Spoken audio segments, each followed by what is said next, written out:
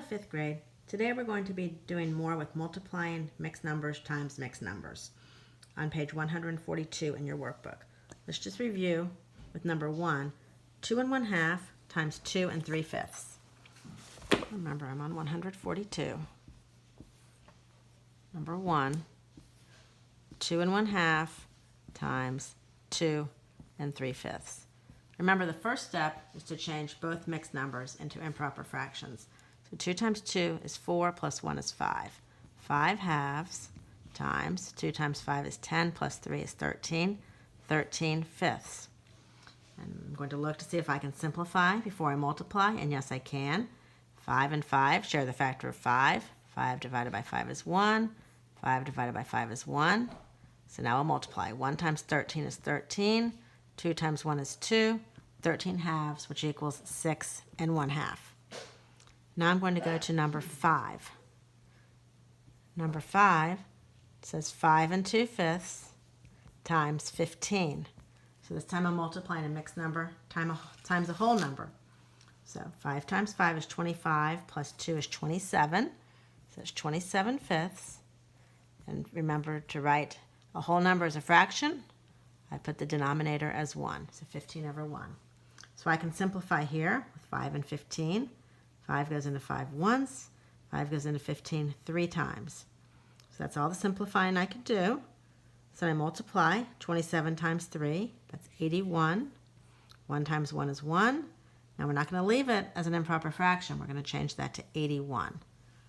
All right, now I'm going to go to number 7. Number 7 has 3 factors. Okay, so number 7 is 4 1/3 times 1 3/4 times 5/8. So I have 2 mixed numbers and a fraction. So first I have to change my mixed numbers to improper fractions. 4 times 3 is 12 plus 1 is 13. That's 13 thirds times 1 times 4 is 4 plus 3 is 7. 7 fourths times 5/8. That's already a fraction. So now I look and see if there's any place that I can simplify, and unfortunately there is not. So I just have to multiply. So 5 times 7 is 35, and then 35 times 13 equals 455. And then I will do 3 times 4 is 12, and 12 times 8 is 96. So now I have 455 over 96. So I need to divide 455 divided by 96. I know that 96 is not going to go into 400. It won't go into a 4. I can't put into 45. So I have to do into 455, all the way to the ones place. So we'll go in there 4 times. And 4 times 96 is 384. And I subtract and I get 71. So I have 4 71 96ths. So that's what I have, 4 71 96ths. And now let's look at number 11. 11, we have a word problem. So it says the area of a trampoline is about 3 1/10 times the length of its radius multiplied by itself. So a radius is a line segment that goes from the center of a circle to the outside of the circle. So the radius of this trampoline is 2 1/3 feet. It says estimate the area of the trampoline that has a radius with a length shown. Then calculate the area. So we have 2 parts. First we have to estimate the area and then find the actual area. So it tells me the area of the trampoline is about 3 1/10 times the length of a radius multiplied by itself. So that means that it's 3 1/10 times 2 1/3 times 2 1/3, because it says 3 1/10 times the radius multiplied by itself, which is 2 1/3. So first I have to estimate. So 3 1/10 would round to 3, 2 1/3 would round to 2, and 2 1/3 would also round to 2. So 3 times 2 is 6, times 2 is 12. So that is, the area is about 12 square feet. Now it asks me to find the actual area.